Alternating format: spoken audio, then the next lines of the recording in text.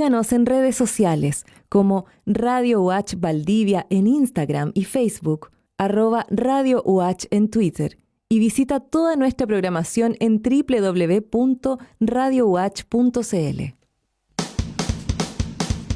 En Radio Universidad Austral de Chile presentamos República de los Ríos.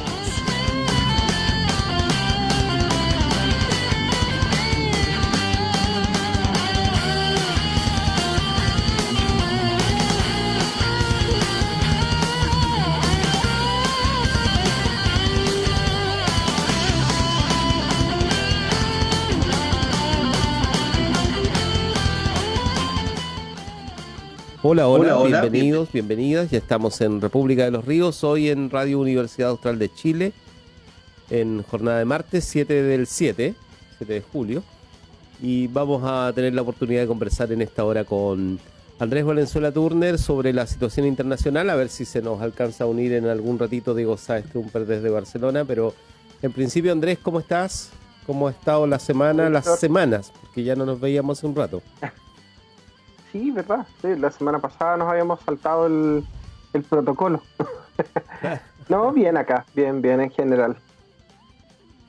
Andrés, bueno, aprovechemos de comentar que, aparte de toda la cuestión de la pandemia, que a nivel global de todos modos es un gran tema, ¿no? Más allá de la cuestión epidemiológica que la OMS ha explicado no de la manera más optimista, ¿eh? En principio dice que lo peor está por venir y eso ya lo viene diciendo hace varias semanas y va a seguir así. Hay un brote nuevo en China e incluso se ha hablado de nuevas enfermedades. Y hay cierto pánico también en muchos países grandes, digamos, grandes en población, que va a implicar también que va a suceder mucho todavía en materia de impacto de la pandemia en las relaciones internacionales y en el comportamiento de los mandatarios en principio y de los estados, ¿no? Eso por un lado. Por otro lado también han sido semanas bien movidas. O sea, yo le escuchaba a algunos analistas que tiene que ver con la pandemia, en términos de que la pandemia aceleró ciertos procesos que venían a propósito del cambio de hegemón, digamos, del cambio de la superpotencia y de la presencia de China cada vez más evidente, y de cómo también se abrió a propósito de que China no es aún no es el país más poderoso del mundo, digamos, pero Estados Unidos no quiere cumplir ese rol activamente. Pareciera que hay una época en que también hay cierto grado de desorden en las relaciones internacionales, que en muchos casos son conflictos abiertos. Y lo último que nos hemos informado en los días pasados nomás es la posibilidad de que la gran lucha que ha dado el pueblo palestino y en definitiva el Estado palestino por su reconocimiento va a tener un golpe muy duro con la anexión del territorio por parte de Israel, ya con muchos asentamientos instalados, pero con una decisión política que se esperaba en todo caso, pero de todos modos llama la atención porque esto abre una brecha ahí de conflicto en la zona, que es bien importante a propósito del rol que cumple Estados Unidos. Eso es lo último que ha pasado, pero también han pasado otras cosas. Sigue el Brexit dando que hablar, fundamentalmente porque se están comenzando a tomar algunas decisiones que representan también, no sé, lo que pueda suceder en el futuro, ¿no? Esto de cómo comienza a definir la nueva Gran Bretaña sus relaciones con el resto del mundo y las restricciones que comienza a colocar. Y otras cosas más que yo me imagino que tú también tienes. No me quiero meter en Latinoamérica, la verdad es que Latinoamérica está intensísima. A propósito del coronavirus, la gran región golpeada por el coronavirus es Latinoamérica. Y por otro lado, también las vicisitudes de los gobernantes, ¿no? O sea, hay de todo en realidad. Andrés, ¿cómo lo ves tú, este panorama? Bueno, como tú dices, Víctor, el tema del coronavirus, de alguna manera, yo creo que lo que ha hecho en gran parte es visibilizar muchos de los problemas que existían. Bueno, eso lo hemos venido conversando hace rato. En el caso de Latinoamérica, particularmente, el coronavirus es de alguna manera lo que viene a descoser este armado precario que se había instalado en el imaginario colectivo de Latinoamérica desde probablemente los 90 hacia acá, digamos los 90, esa gran época de los tratados de libre comercio, de la integración de mercados, de las grandes exportaciones, de la deconstrucción de la industria, de las industrias nacionales en Latinoamérica, por ejemplo, y que se había parchado por encima con el flujo internacional de bienes, digamos. eh, Ahora reveló ser mucho más precario de lo que era. El coronavirus en ese sentido fue el gran revelador. Es como para hacer como una especie de analogía para quienes se acuerdan de la época del revelado fotográfico. Es el gran líquido revelador, digamos. No va a producir algo que no estaba ahí, pero lo hace visible. Y lo hace visible de la manera más contrastante posible.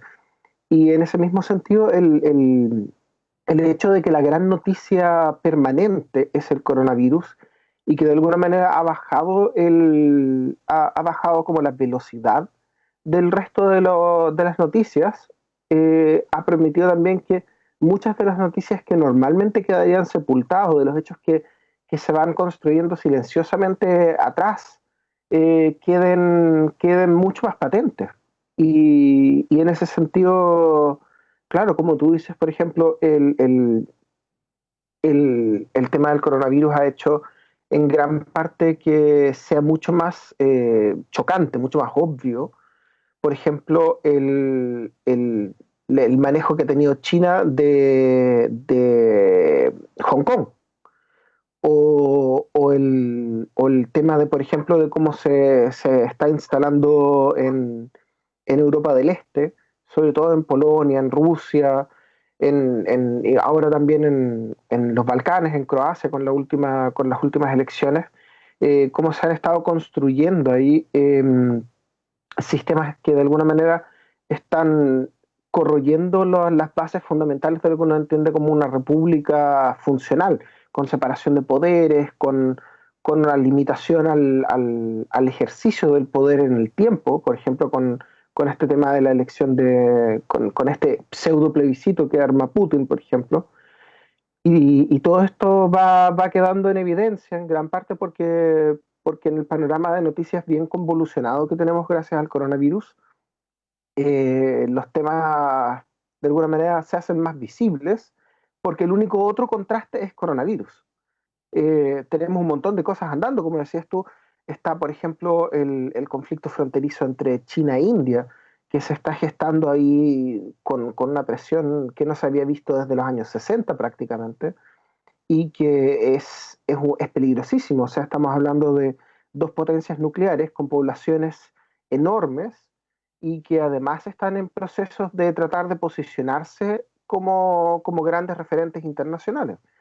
Y todo eso, digamos, no deja de ser caldo de cultivo.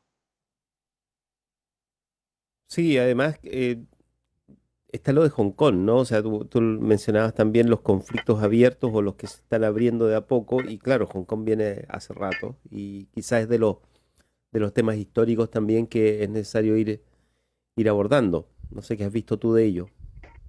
Bueno, el tema de Hong Kong ha estado bien movido ahora desde hace probablemente unas 3 semanas, porque una vez que empieza a bajar un poco la intensidad del monitoreo o del bloqueo de movimiento gracias al coronavirus, hay que recordar que Hong Kong está de alguna manera en la encrucijada de Asia, es uno de los puntos neurálgicos de la comunicación de personas, de bienes, de mercados, de dinero, de todo, digamos, para Asia.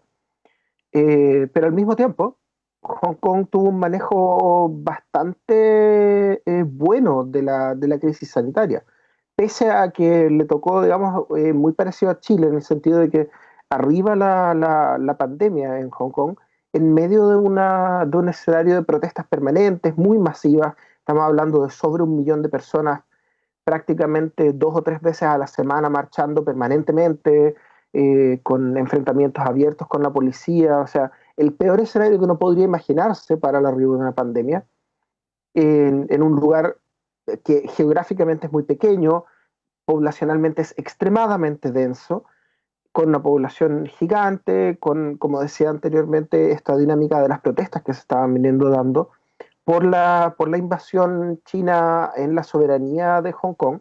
Hay que recordar que Hong Kong históricamente fue un territorio que se, entre comillas, anexó el Reino Unido después de las guerras del opio, en el cambio del siglo, digamos, entre el 1800 y 1900, o sea, no el 1800 literalmente, pero digamos siglo XIX, siglo XX. eh, en el siglo XIX el Reino Unido anexa Hong Kong gracias a un tratado, básicamente, donde se le entrega Hong Kong por un tiempo limitado, que en ese momento sería como un tiempo gigante, digamos que eran estos 100 años, pero a finales de los 90 Hong Kong vuelve en manos de China, pero vuelve en un tratado, que es un tratado que hace el Reino Unido con China, de una especie de transición pactada. A China en ese momento, cuando recibe de manos del Reino Unido de vuelta Hong Kong representaba para China la posibilidad de entrar directamente a los mercados internacionales sin necesidad de pasar por digamos, ninguna fase intermedia prácticamente. O sea, era recibir una puerta trasera para integrarse al mundo capitalista sin tener que parecer capitalista. Y eso le venía, digamos, como anillo al dedo a China en su momento, sobre todo teniendo en cuenta que en ese momento Hong Kong representaba en el mercado chino más de un 40% de todo el mercado nacional. O sea, estamos hablando de un país que básicamente su mercado era una ciudad, su eje de producción. Estamos hablando del momento de la entrega. Pero con el tiempo, eso ha ido revirtiendo. Y hoy en día Hong Kong ya no es la gran, digamos, ya no es el gran baluarte de valor, de producción de valor, digamos, de mercado para China. Se ha ido diversificando Shanghái, qué sé yo, otros centros potentísimos, desde el punto de vista de producción en China. Y eso le ha permitido a China no depender de Hong Kong. Y eso le ha permitido ir erosionando cada vez más lo que había pactado con el Reino Unido, que era este sistema de un país, dos sistemas, que en el fondo era una carta para que China pudiese acceder a todos los beneficios de Hong Kong sin, digamos, en una zona gris, donde pudiese, digamos, no erosionar lo que hacía que Hong Kong tuviese ese valor, pero al mismo tiempo no comprometer su integridad, digamos, ideológica desde el punto de vista de esta gran mole centralizada, este monolito del Partido Único Chino. O sea, la Pero claro, autonomía como con le el convenía a tiempo, China. claro, claro, o sea, era un Claro. tema súper práctico en el Mm. que China, entre comillas, respetaba la soberanía de Hong Kong hasta cierto punto. Por ejemplo, claro, China se hacía cargo de la política internacional y todo, pero en asuntos internos de Hong Kong primaba Hong Kong. Tenía una cierta independencia en que, por ejemplo, en Hong Claro. Kong existía libertad de prensa, que no existía en China continental, pero al mismo tiempo, digamos, China se hacía cargo de administrar los beneficios internacionales de Hong Kong. Eh, pero Claro. claro, como ahora las cartas que Hong Kong tiene en mano ya no son tan potentes como las que solía tener por el peso relativo que tiene dentro de la economía china, cada vez más se convierte en un problema para China. Este sistema de un país, dos sistemas, de alguna manera se convierte en una vitrina de muestra, digamos, para el resto de China, de los beneficios que tienen los elementos que hacen que Hong Kong tenga esa independencia. Por ejemplo, la libertad de expresión, la libertad de prensa, que no existe, es siempre un problema para China. Muchos de los disidentes chinos que operan en China misma, generalmente operan desde Hong Kong. Mucha de la gente que es crítica del régimen, crítica de Xi Jinping, crítica del sistema chino, generalmente operan desde Hong Kong porque están protegidos por la pseudoautonomía. Y eso siempre ha sido un problema para China. Y en estos últimos años, China ha ido cada vez más y cada vez más agresivamente erosionando la autonomía hongkonesa. Y como decía, hace 3 semanas aproximadamente se gesta, bueno, esto se gesta un poco antes, pero digamos, se gesta esta idea de parte de China continental de definitivamente traspasar, digamos, en ir tentando la suerte, ir probando las aguas. Sí. Finalmente se da el paso que nadie pensó que iba a llegar, que era que China legislara efectivamente pasando por encima del Parlamento de Hong Kong para imponer una serie de leyes que básicamente son leyes de censura. O sea, estamos hablando de leyes que hablan, por ejemplo, de penalizar la crítica, de penalizar cosas súper vagas, digamos, en este típico lenguaje medio fascistoide, del control estatal por ejemplo, penalizar la crítica a China o penalizar el lenguaje secesionista, que es una cosa que al final es un cajón desastre donde cualquier cosa cabe, se presta para las cacerías de brujas y las acusaciones de disidentes, y justamente es lo que estaba pasando. O sea, los primeros arrestados en la última semana, bajo esta nueva ley, que además es una ley que, por ejemplo, le permite operar a la inteligencia china legalmente en Hong Kong, o establecer una base de operaciones, etcétera. Los primeros arrestados han sido gente que marchó con pancartas. Por ejemplo, decir la frase o tener un cartel que diga Hong Kong libre se convirtió en un hecho penable por más de 10 años de cárcel. Entonces, claramente estamos hablando de un escenario donde finalmente, como han dicho muchos de los activistas en Hong Kong mismo, es la muerte de Hong Kong como un baluarte, digamos, de estos valores democráticos, de libre expresión, de circulación de ideas, de la crítica abierta, digamos. Y no estamos hablando tampoco de que Hong Kong fuera particularmente fuerte democráticamente hablando. O sea, Hong Kong era una mezcla de un sistema más liberal, digamos, que políticamente hablando, que lo que tiene China, pero jamás 100% democrático. O sea, siempre la crítica de quienes empujaban una agenda democrática en Hong Kong siempre fue que Hong Kong debería construir una democracia más fuerte, con mayor participación directa del electorado, menor participación de las corporaciones que están representadas democráticamente en Hong Kong. Digamos, es un sistema entre mercantilista y democrático, bien extraño, pero con esto digamos, se vuelve atrás décadas. Además que ahí salta inmediatamente Estados Unidos, y esto fue fines de julio, de hecho lo que tú relatas, la Ley de Seguridad Nacional, y salta Estados Unidos de eso, que primero lo que hace es quitar efectivamente todos los beneficios de relacionamiento comercial con Hong Kong. O sea, está golpeando muy duramente esa forma también de administración de las relaciones comerciales a nivel internacional. Eso va a traer consecuencias. Ahí hay una paradoja, de hecho, porque el modelo estadounidense más clásico, digamos, de sanciones, que es el mismo modelo que ocupa Estados Unidos con Cuba, con Irán, digamos, que es el típico modelo de sancionar económicamente y sancionar a quienes tengan relaciones económicas con el sancionado, no es muy efectivo en esta situación. Porque como decía antes, en este como bien general resumen de la historia de Hong Kong, eso funcionaba antiguamente porque Hong Kong representaba una fuente económica tremendamente importante y concentrada para China. Por lo tanto, sancionar las relaciones económicas con Hong Kong implicaba un golpe fuerte para China. Pero hoy en día, sancionar económicamente la operación con Hong Kong en realidad lo que hace es incluso detrimental para Hong Kong, porque disminuye aún más el valor relativo y las cartas de negociación que pudiese tener Hong Kong en su relación con China.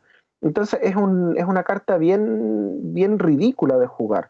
Y en ese sentido la respuesta de Estados Unidos, además que ha sido bien errática y bien, digamos, como decía, enmarcada en esta concepción medio obsoleta que tiene Estados Unidos de su poder o de los objetivos y las herramientas a usar, Hong Kong no ha estado muy en el centro del interés estadounidense. Claro, uno puede incluso retrotraerlo esto a que la relación que tiene Donald Trump con Xi Jinping es una relación que está entre cooperación y guerra. O sea, tenemos esta guerra económica de por medio, que claro, uno diría, claro, Estados Unidos le interesaría disminuir o atacar indirectamente a China a través del soporte de Hong Kong, pero por otro lado tenemos revelaciones como las que hubo durante las últimas semanas con estos famosos filtrados, digamos, de John Bolton, en que al parecer la relación de Trump con Xi Jinping también tiene, digamos, otro canal, que es de una cooperación entre pseudo dictadores, digamos, entre comillas. Entonces, la relación de Estados Unidos ha sido bien ambigua y bien poco efectiva. La que ha sido muy interesante es la respuesta que ha tenido el Reino Unido y la respuesta que ha tenido Taiwán. El Reino Unido es particularmente relevante en esta ecuación porque el Reino Unido es el único otro firmante del tratado chino-inglés.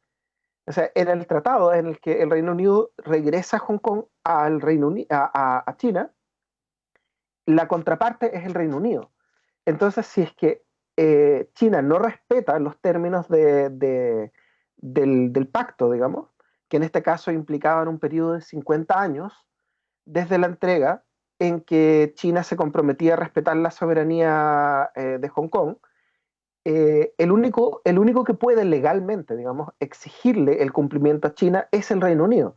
Y es el gran ausente en ese sentido. La crítica se ha mantenido muy en la esfera de la diplomacia, muy en la esfera de pedir el respeto, pero sin muchas acciones concretas. La acción más concreta que hasta el momento ha tomado el Reino Unido es la posibilidad, porque todavía no hay claridad de cómo se va a materializar, la posibilidad de que el Reino Unido le ofrezca a los portadores de lo que se llama el pasaporte nacional de ultramar. Esa sería como una traducción aproximada de esta figura. A los que ostentan ese pasaporte en Hong Kong, darles la posibilidad de beneficios de inmigración al Reino Unido con eventual, y esto ha sido digamos un lenguaje súper ambiguo que ha usado digamos el Reino Unido, con la posibilidad eventual de un asentamiento permanente. Y ahí hay un tema histórico, digamos, cuando se hace el traspaso de Hong Kong a China, la gente en ese momento, digamos, los residentes de Hong Kong, eran ciudadanos británicos, pero bajo un estatus bien particular, digamos, en el que tienen un pasaporte, que es este pasaporte de ultramar, digamos, en que podían acceder al Reino Unido, pero con una serie de limitaciones, digamos, en que no pueden participar en elecciones y cosas por el estilo. Y ese pasaporte ellos lo retienen luego del traspaso de Hong Kong. Por lo tanto, hay mucha población en Hong Kong que tiene esta suerte de doble nacionalidad, entre comillas. Y el Reino Unido lo que está haciendo ahora es ofrecer eventualmente a esa población la posibilidad de escape, entre comillas, desde Hong Kong. Y algo bien parecido está sucediendo con Taiwán, en que Taiwán ha ofrecido la posibilidad a quienes quieran huir, entre comillas, a Taiwán, la posibilidad de vías más expeditas de visado. Ellos han insistido en que esto no es un programa de refugiados, como también para protegerse un poco la espalda del backlash chino, pero en el fondo estamos hablando de que se abren puertas de escape para disidentes, para que se arme una suerte de resistencia de Hong Kong en el exilio o en el autoexilio. Ahora, el gran punto de todo esto es que China tiene el poder económico de alguna manera desgastar estas acciones. O sea, cómo Taiwán va a enfrentar el backlash chino, cómo el Reino Unido va a enfrentar el backlash chino de decir por qué ustedes le están abriendo esta puerta. Y la otra gran pregunta es si esto no termina a largo plazo jugando a favor de China. En el fondo, una vez lo planteábamos, de hecho contigo, Víctor, en el análisis que hacíamos de los escenarios futuros de Hong Kong, en el sentido de que le abre la puerta también a China de ser un gran reemplazo, o sea, de aprovechar la situación para efectivamente presionar a los hongkoneses disidentes a dejar el territorio y en el fondo abrir las puertas de inmigración de chinos continentales a Hong Kong y generar una suerte de aplacamiento por saturación, que es la estrategia que China ha usado en el noroeste de China tradicionalmente para el reemplazo de la población musulmana y el aplacamiento de las disidencias allá. Decíamos además que estamos conversando con Andrés Valenzuela Turner, que se nos iba a unir Diego Sáez Tromper. Ya está con nosotros, parece. Diego, ¿qué tal? Hola, buenas. Hola, Diego. ¿cómo está Barcelona? Te vemos en tono primaveral. Veraniego, de hecho tengo un Veraniego, ventilador al lado a todo ritmo porque hace mucho calor aquí en Barcelona, está el verano desatado, la nueva normalidad es veraniega. Me imagino, ¿no? Y de hecho Cuarentena la con normalidad calor. volvió completamente, ¿no?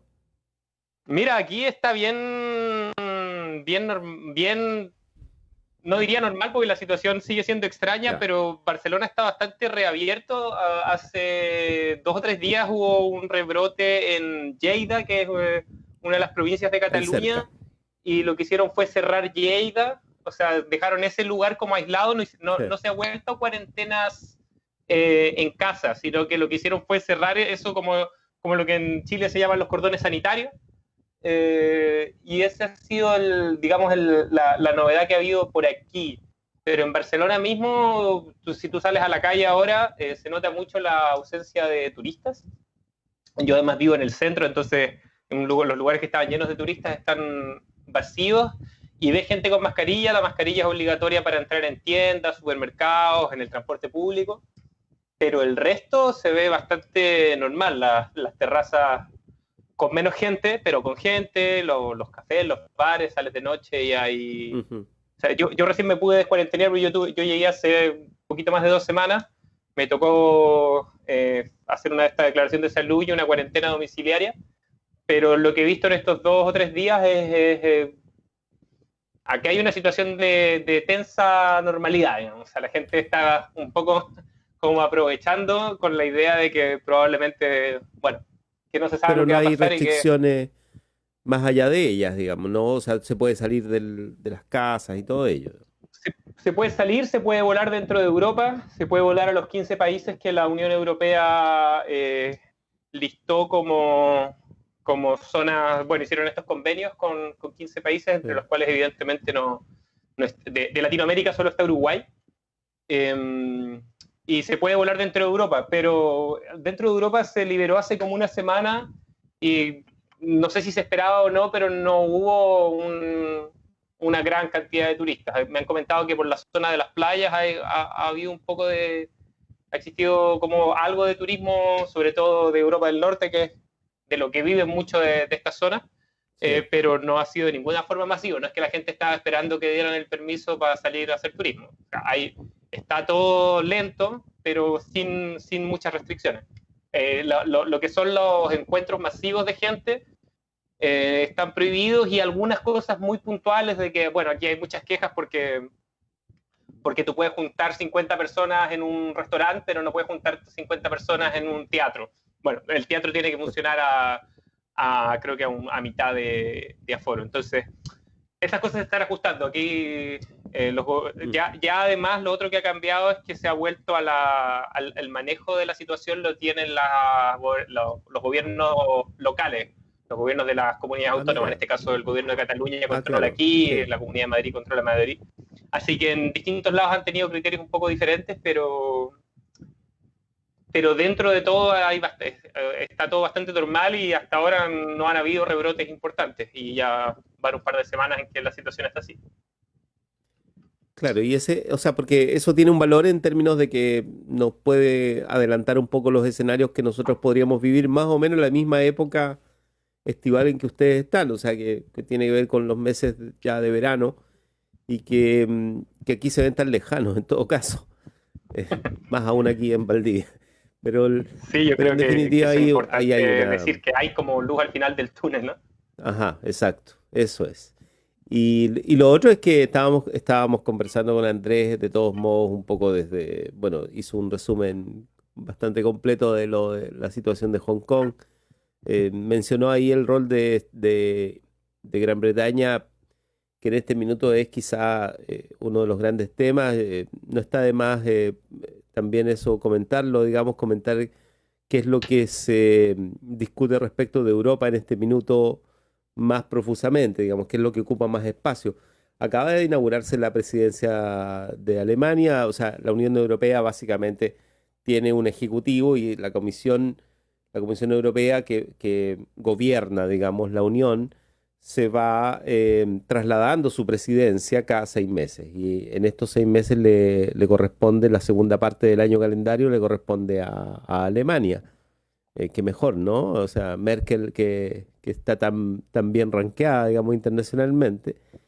Y eso ha significado que ha vuelto un poco quizá también por lo que tú mencionabas, pero ha vuelto un poco el protagonismo, la predominancia del bloque, digamos, ¿no? A nivel internacional, pero todavía de manera discursiva.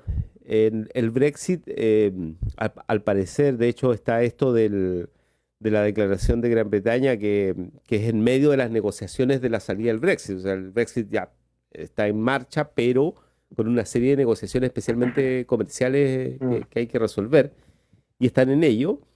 Y son aparentemente muy complejas las negociaciones que se están dando. De parte de Europa se dice que está bastante entrampado el asunto, pero sucedió esto de la noticia de que se declara en la lista de los que son un peligro, digamos, a nivel internacional, a una serie de magnates rusos, ¿no?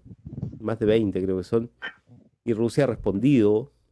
Esto que antes pasaba por un filtro europeo, ahora obviamente ya en el Brexit, Gran Bretaña no necesita el filtro europeo y se está produciendo otro flanco, digamos, ahí de conflicto. Yo no sé qué circula, aparte de estos temas allá, Diego. Bueno, en particular con el Brexit ha sido una situación bien interesante porque, y si no me equivoco, ya lo hablábamos hace algunas semanas, que todas las negociaciones del Brexit se están realizando para que parezca que hay Brexit, pero que en la práctica no se está ejecutando. De hecho, Inglaterra tenía todas las fichas para haber aparecido en la lista de países que no podrían haber entrado a la Unión, a la frontera Schengen, y ellos nunca han estado dentro de Schengen, pero según el acuerdo de este periodo de transición fuera del Brexit, no se les puede quitar el acceso a la frontera. O sea, en buenas cuentas, esto también para garantizar que los ciudadanos europeos que estaban trabajando en Inglaterra, digamos que el acuerdo migratorio con Inglaterra sigue siendo el mismo pre-Brexit. Y creo que este periodo dura un par de años todavía. Entonces, ahí creo una gran parte que está en la performática, en el discurso, pero en la práctica todavía no se le están viendo estos cambios. Yo la verdad no conozco mucho de los detalles, algo había leído esto de la situación con Rusia, pero no conozco mucho los detalles en la práctica en concreto que eso es lo que va a implicar.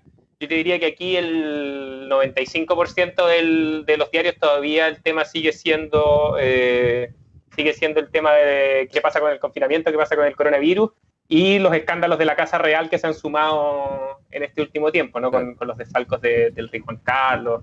Ese es digamos, del ex rey emérito que tuvo que renunciar a su posición de rey emérito, porque Juan Carlos estaba en una situación parecida a la de Pinochet, ¿no? Como de senador vitalicio, ya que en un punto tiene que renunciar a todo por todos los escándalos en los que se ve envuelto. Y eso es lo que ha copado las noticias acá. Del resto de Europa solo se habla por los turistas y por si van a prestar plata o no para salir de la situación El cheque económica que se vive acá. inglés. Ya no hay cheque inglés. Ya no hay cheque inglés. Andrés Valenzuela. Bueno, es interesante, o sea, como dentro de todos los temas que hay, es un tema minúsculo, digamos, pero no deja de ser interesante cómo en medio de la crisis, digamos, también se llama un poco al cuestionamiento de ciertas cosas que se daban por sentadas, o por lo menos al cuestionamiento de cosas que se consideran como muy marginales para ser temas relevantes. En el caso de España, me imagino que con los casos de corrupción que se han destapado en la Casa Real, por ejemplo, se abre esta bolsa de gatos, digamos, de discutir la necesidad de la institución de la realeza en un país que ya está rascando, digamos, el fondo de la olla desde el punto de vista económico para enfrentar una situación como el coronavirus. O sea, me imagino, como decías tú, Diego, el impacto brutal que debe tener el cese de la actividad turística en España debe ser un golpe tremendo que implica necesariamente o dos opciones, o dejarlo morir o darle apoyo estatal, una salvaguarda, y esos fondos no salen de la nada, digamos. O sea, la gran discusión que ha habido en Europa en el último mes probablemente ha sido el mecanismo en el cual se van a entregar los dineros de salvataje. Si va a ser una serie de préstamos, si va a ser un fondo, entre comillas, un fondo solidario, una especie de plan Marshall autoeuropeo, como de alguna manera lo estaban planteando Macron y Merkel, o si va a tener la forma más tradicional de estos créditos sujetos a políticas. Pero en todo esto, digamos, se llama el cuestionamiento de cosas como el gasto militar, el gasto en las casas reales, toda esta serie de cosas se ven bajo fuego, me imagino ahora. No sé cómo se ve allá mismo. Bueno, aquí hubo digamos, el último escándalo en el que se vio envuelto el rey fue que apareció un dinero, estaba buscando la frase exacta, que le dio por gratitud y a su amante, que ahora ya uno está escrito depende del diario que tú lo leas, en los diarios más izquierdosos dicen la ex amante del rey, estaba leyendo aquí en El País, dice Corina Larsen, ex amiga de Juan Carlos I, le dieron ya no son 65 amigos. millones de euros. Entonces, claro, cuando Europa, claro, está todo mezclado, pero eso también tiene que ver con la fragilidad de la situación que se está dando en España. Pegarle una patada al tablero en términos de transformar España en una república es una ficha que acá tiene mucho peso y que no sé qué tan dispuesto a estar a jugarla. En estos tiempos se puede dar de todo, sería un buen momento, pero está así, se está hablando mucho o sea, lo que han intentado hacer por parte de la Casa Real es separar al ex rey, a Juan Carlos, del rey actual, de Felipe. Cordón sanitario. Claro, exacto, pero ¿cuánto puede aguantar eso? Porque se siguen destapando cosas, no es muy claro que pueda aguantar mucho. Y seguro eso además tiene impacto económico. Está hablando en el Reino Unido también, donde la Casa Real, digamos, a través del príncipe Andrés, si no me equivoco, también estaba mezclada en todo el caso de la pedofilia de Epstein, y también abre la puerta, digamos, en medio de la crisis por el Brexit, del futuro incierto que tiene el Reino Unido, digamos, se abre la gran pregunta es, ¿estamos en condiciones de seguir, entre comillas, botando dinero en toda esta gente y todo este sistema, digamos? Andrés Valenzuela Turner y Diego Sáez Trumper están con nosotros aquí en República de los Ríos. Nos quedan unos 10 minutos aquí de conversación y quería también una alusión a la situación de Estados Unidos, porque efectivamente nosotros veníamos desde comentar la situación de movilización social, de estallido, como se le llame, a lo que había sucedido en Estados Unidos en general, ¿no? O sea, quizá por primera vez o durante mucho tiempo no se había visto el grado de conflictividad en las calles en muchos estados a la vez, coincidentemente, y con manifestaciones en las calles en torno a la Casa Blanca, etcétera. Yo no sé en qué está eso, cómo lo ven ustedes y qué se puede esperar un poco de este reordenamiento también, porque hay elecciones y por lo tanto también eso implica que la situación va a tener que encauzarse hacia el tema electoral en algún rato, ¿no? Andrés. Bueno, en Estados Unidos se da una cosa bien interesante en las últimas semanas y que es de alguna manera que hay un ataque constante a diferentes flancos de la imagen pública de Trump, y que son ataques que, digamos, él mismo ha propiciado, acumulando en el cajón desastre, digamos, varios temas sin resolver y que ahora se le han ido destapando, digamos. pero habla curiosamente de cuáles son los puntos, digamos, de una estrategia ligada a la idiosincrasia para producir quiebres en el statu quo. Y ahí es bien curioso porque hasta ahora, digamos, la figura de Trump ha sido atacada desde su imagen personal hasta su insensibilidad racial, su estatus de millonario, la indolencia que tiene, incluso su inteligencia, digamos, y su estado de salud. Todo ha sido tema. Pero es curioso que ninguno de esos temas, al parecer, conectó con el, digamos, con un electorado más duro republicano o con un electorado más duro WASP, digamos, este White Anglo-Saxon Protestant, que es como la base ideológica o la base de apoyo dura que tiene Trump.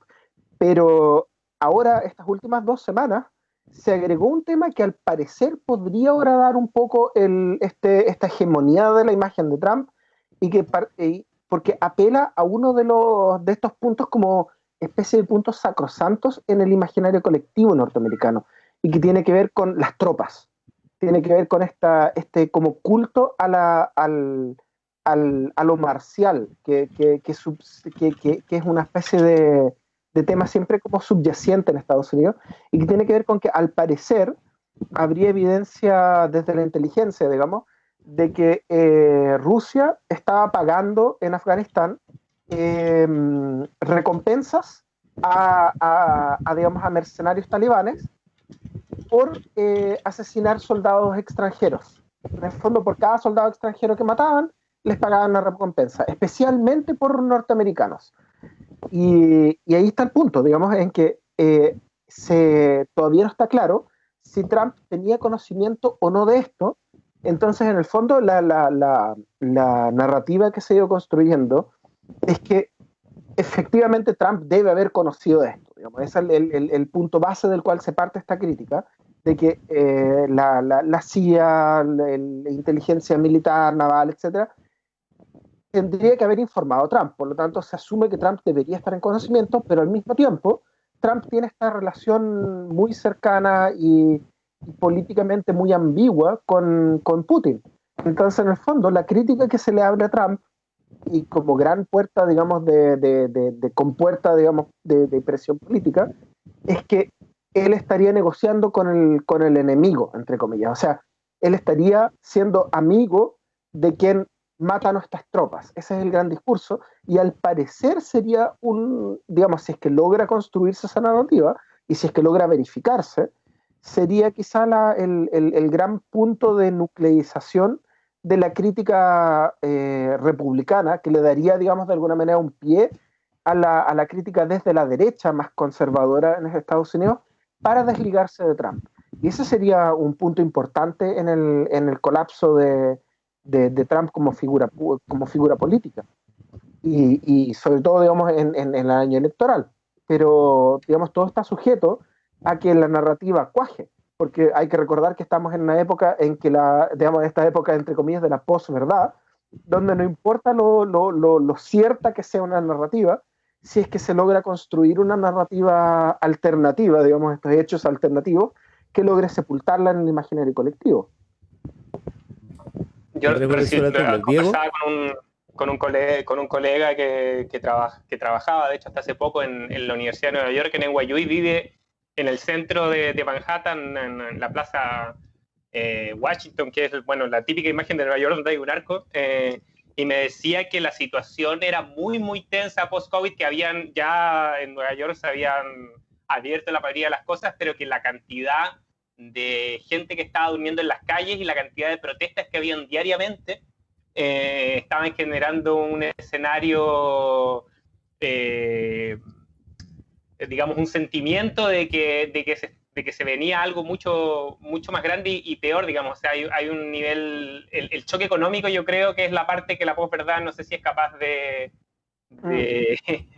lidiar con, claro, de esconder, porque Bolsonaro, por ejemplo, tuvo algún repunte en su popularidad con el corona cheque, que repartió como $100 y eso le granjeó alguna subida de popularidad en el nordeste, donde él era bastante débil, porque bueno, el PT había construido ahí su bastión, y Bolsonaro con eso ha logrado navegar, digamos, esa caída en picada que tenía, lo ha amortiguado con algo que en Chile conocemos muy bien, digamos, o sea, que una cosa que creo que inventó la Concertación y que después aplicaron los siguientes gobiernos, tanto de Piñera como de la nueva mayoría, digamos, los bonos marzo, aunque ahora ya ni siquiera eso, digamos, ahora ya son préstamos, pero bueno, ese es otro tema.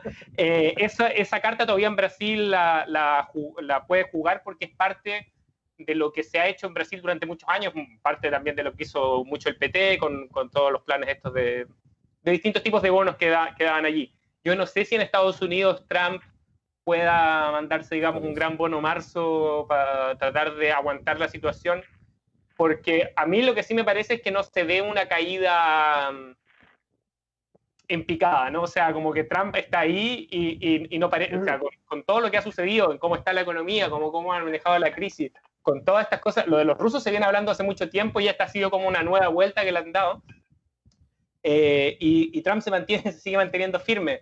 Yo no sé si va a tener, si esos millones o más o millones menos de votos van a hacer la diferencia, y si va a poder reaccionar a última hora.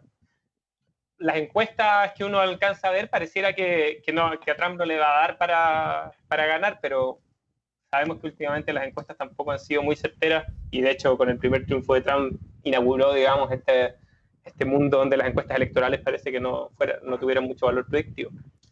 Y bueno, no vamos a alcanzar a abordar uno de los temas que lo podemos tratar en las siguientes ediciones, que es el tema de algo que tiene que ver precisamente con las elecciones en el otro sentido, en el sentido de que hay algo que une a demócratas y republicanos, y es su estrecha y estratégica relación con Israel, ¿no? Y en medio de este momento internacional, Israel toma la decisión de anexar, digamos, ya no solo de ocupar territorio que tradicionalmente nosotros definimos como palestino, por la presencia de población palestina históricamente, y eso para Estados Unidos es lo que podría ser una papa caliente en medio de las elecciones. Al contrario, o sea, pareciera ser difícil de diferenciar por parte de las propias fuerzas que están ahí en pugna por la elección. Como decía, no tenemos minutos, pero por lo menos dejemos planteado el tema porque podría ser materia para conversarlo más estrechamente. De hecho, ahí hay un tema interesante en esta anexión, digamos, abierta, porque hace rato ya que había una ocupación, pero esta es una especie de anexión oficial del territorio, y que pasa por que es un punto que eventualmente puede quebrar la alianza que tiene el Likud con el partido blanco-azul, digamos. Hay que recordar que en las últimas elecciones, que fueron elecciones tremendamente estiradas, donde no se logró formar gobierno en varios meses, digamos, donde el Likud, que es el partido de Benjamín de Netanyahu, no lograba una alianza efectiva con el partido de Gantz, que es el partido, digamos, conservador, menos extremo, pero igual extremadamente conservador, digamos, es conservador más laico que el Likud. El Likud es un partido que ha estado en el poder durante mucho tiempo y que es un partido que con el tiempo se ha ido volviendo cada vez más ortodoxo y mucho más permeado por una agenda religiosa, además de su agenda, digamos, de ultraderecha. Pero apareció este otro partido conservador que está bajo el mando, digamos, de Gantz, que es un ex militar israelí, que se planteaba como la alternativa, que le hizo la collera a Netanyahu, lograron una especie de equilibrio homeostático medio precario y lograron formar un gobierno finalmente. Pero la paradoja aquí es que Netanyahu llama a la anexión con plazo, digamos. Él dice, no, esta anexión tiene que producirse antes de tal fecha, ahora no me acuerdo, pero digamos es dentro de un periodo de meses, y ahora hace poco aparece Gantz diciendo que en realidad esto tiene que ponerse en stand-by, que no hay una fecha, y que la prioridad es el coronavirus, digamos. Y eso provoca una suerte de resquebrajamiento de esta alianza precaria, donde Netanyahu al Likud le habla directamente y le dice, no, si esto sigue bajo nuestra agenda, y al mismo tiempo, digamos, Blanco Azul aparece como diciendo, bajémosle el énfasis a esto, no es tan relevante, y hay que ver también cómo eso afecta, digamos, más allá del tema internacional que planteabas tú, Víctor, de cómo es la injerencia que va a tener Estados Unidos, etcétera, pero al parecer en Israel mismo, esto podría, digamos, terminar derrumbándose un poco el momentum de Netanyahu bajo su propio peso, que no quiere decir que va a desaparecer, porque ni el Likud ni Blanco Celeste son partidos muy progresistas, o sea, no me cabe la menor duda de que para los dos partidos está dentro de sus agendas la anexión del territorio. El punto está con qué vehemencia lo quieren hacer y con qué publicidad. Bien, Andrés Valenzuela Turner, Diego, a ver si nos conectamos nuevamente en la próxima edición. Un gusto verte ya allá en tu casa. Sí, acá además tengo el mapa que ayuda al comentario internacional por la próxima vez hacer como Bombardé y empezar a tirar fichas. Puedes mover la cámara y empezar a colocar banderitas. Bien, muchas gracias como siempre por este encuentro. Nos reencontramos el próximo martes. Gracias Andrés, gracias Diego. Nosotros seguimos en la programación de Radio Universidad Austral de Chile y luego a las 11 volvemos a encontrarnos en Territorios Sustentables en una conversación sobre las economías locales aquí en la radio. Un gusto, nos reencontramos. Chau. Saludos a todos en Valdivia. Chau. En Radio Universidad Austral de Chile hemos presentado República de los Ríos.